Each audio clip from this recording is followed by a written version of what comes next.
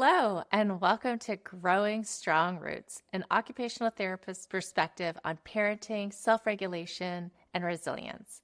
I'm your host, Leanne Bloom, owner and occupational therapist at Oak Bloom OT in Oakland, California.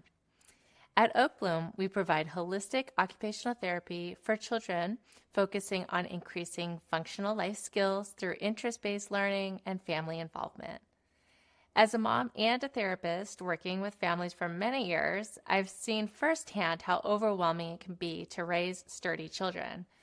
My goal is to share science-based strategies, real-life stories, and resources that can help you nourish those roots so that you and the children in your life can grow stronger, sturdier, and more resilient. Let's root down together, water those roots so individuals and families can bloom to their fullest potential. Should I get a diagnosis? When I talk about occupation from the lens of occupational therapy, I'm referring to the root word occupation. How do we occupy our time? What do we do during the day? How do we move through routines, connect with others, and manage ourselves in different environments? Parents usually reach out to an occupational therapist because their child's having a hard time. That might look like struggles with daily tasks, such as brushing their hair or teeth, or challenges relating to others or their handling their emotions, which can impact relationships both at home and at school. Sometimes these challenges are a sign of underlying differences or need. Occupational therapy is designed to support those needs by helping children build the skills to engage in daily life with greater ease and independence. A question I hear all the time from parents is, should I get a diagnosis? And it's a really important question to ask with a no one-size-fits-all answer. When we're talking about the kinds of symptoms and challenges often supported in OT, whether or not to seek out a diagnosis depends on a variety of factors. Some of those factors include whether or not your child has a school-based support or will need that. Determining that will be dependent on what your family's resources are and the time that's available to provide these different services, and whether or not insurance will help cover the costs. So let's talk through each of these a little bit more. Getting the right type of support, whether it's in occupational therapy, behavioral therapy, academic support, or help with their executive functioning.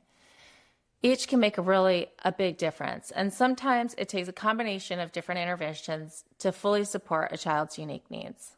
So how do you know if pursuing an assessment or a diagnosis is the right next step? So here are some questions to consider.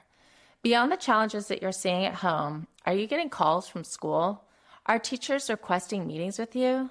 Are you noticing that your child is having a hard time keeping up with what's expected of them in class or socially? At home, how are things going? Are routines consistently challenging? Are meltdowns or emotional outbursts affecting your family dynamic? Do you, as a parent, feel like you need some more support? And then there's the practical side. What are your family's financial realities? Do you know what your insurance will cover in terms of therapy? Will your plan reimburse for private or medically based occupational therapy? Does your provider require a diagnosis for coverage? It often does. But some of these questions can help guide your decision, because sometimes a diagnosis is necessary to unlock support, and sometimes it's not essential to start getting help. So here's what I want to emphasize. When a child's ability to participate in their daily occupations is impacted, occupational therapy can help, regardless of whether they have a formal diagnosis. OT is here to help build skills, increase independence, and feel more successful in their day-to-day lives. But OT also supports you, the parent. It gives you the tools and strategies to better understand and respond to your child's needs. If you don't have to figure out all this on your own. So when you ask yourself, should I get a diagnosis? Try reframing it like this. Can the people in the child's life, including the child, navigate the demands of their environment with the tools they currently have? If the answer is no, it might be time to explore next steps, whether that means starting OT, pursuing a diagnosis, or simply seeking support. You're in the right place.